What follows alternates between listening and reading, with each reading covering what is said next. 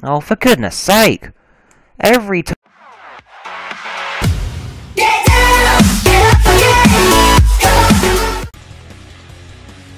Hello and welcome to episode 7 of the car review series which I'm doing. Today I am reviewing the Honda Prelude SIR, or SIR, depending on how you want to say it. We should be running 508 performance points, 389 brake horsepower, 1030 kilograms, or 1 ton depending on what country you're from, and a 37 kgfm max torque, 2.64 kilograms per bhp power to weight ratio. This car is the first FF car I have reviewed on this series, so it's going to go for a slightly different episode.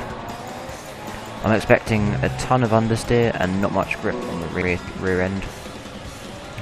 We are doing this on the Sierra circuit because all the other circuits have either someone with people with mics on, and you know, people don't want their mics recorded, or the internet just didn't last on it. For the initial launch, it sounds fairly good. It's not the best sounding car I've ever heard, but yeah. It is right side only. There's no speed limit, so I'm fine with that. So we have the rear of the car.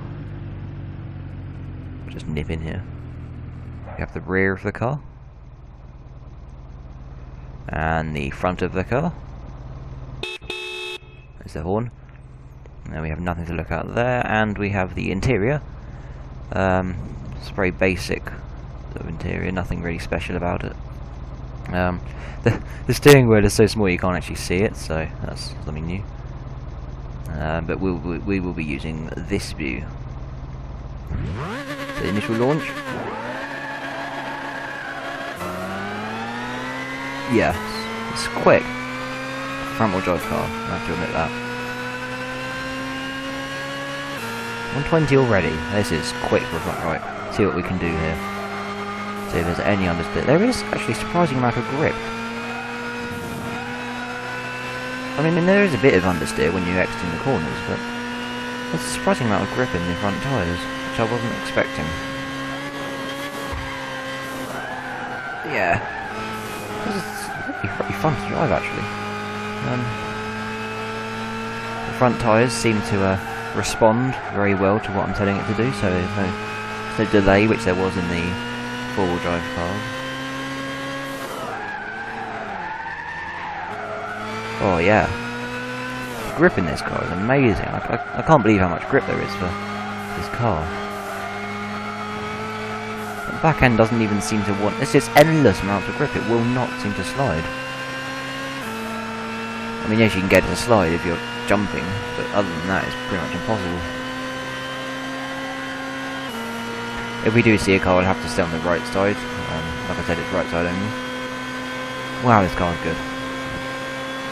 I would really like a 7th gear or a longer gear ratios. Either of those would be good, because it's not quite fast enough. Yeah, it's just I can brake and twitch at the same time, and it's still it just doesn't slide or anything. Like the front tyres don't even emit smoke. Wow.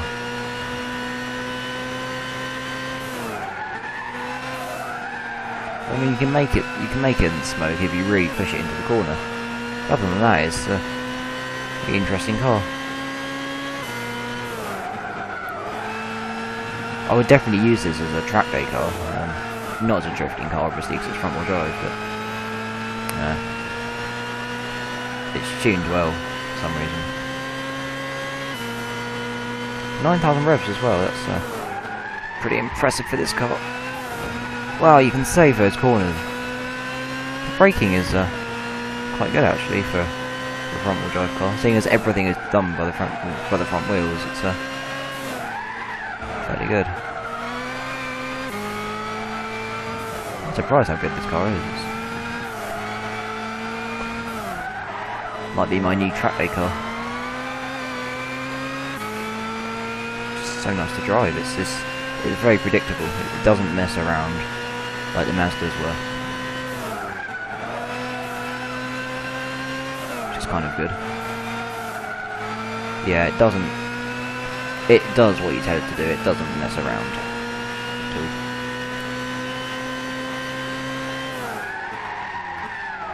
I mean, you can get it to sort of drift when you're braking, but that's expected, it's front-wheel drive. All front-wheel drive cars do that.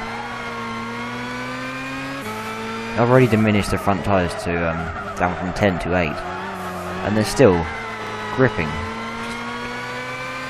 Just got endless amounts of grip, they really do.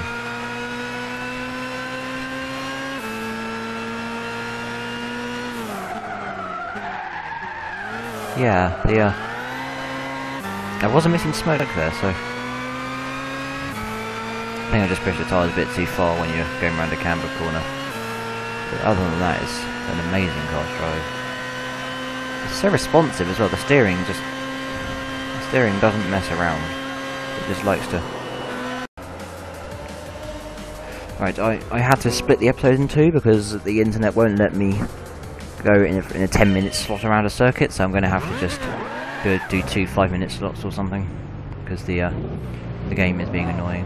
So we'll start from where we left off. Don't worry about everything we just did because we've already seen it.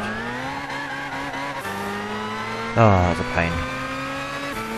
This is why it's tricky for me to do anything on this game. So as I was saying before, there's just endless amounts of grips on the tyres. Going flat out around there, it just accepts it. It doesn't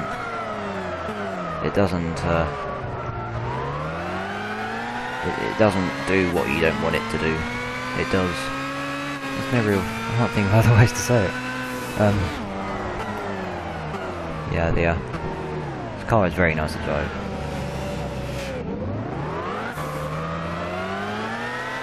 I think the turbo kicks in around 6,000, I believe.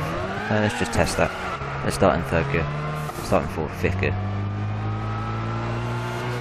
I haven't got enough straight to do it. That's a pain. Yeah, it's about 6,000, I think. That sounds about right. I just got hit by someone. But we can't make this car drift to its front wheel drive, but I can try. No, it's not going to drift. Definitely more of a track day car than a drifting car, that's for sure. We've got some close calls going on in this lobby now, so let's brake a bit earlier than I expected to, because because all the wheels are doing everything. The front wheel is doing everything on the car, so kind of subsidising the braking. Hopefully I can get around here before cars come. Yep. Oh no, that's a spinning skyline there. Okay, the skyline needs to stop spinning. Can you stop spinning? Just let me go past. Oh, the smoke is fun. I'm going to drive a bit on the outside view because people want that for some reason. Even though I can't drive the outside view.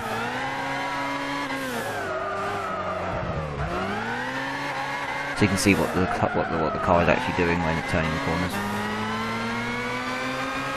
Ah, I can't pass it. Damn.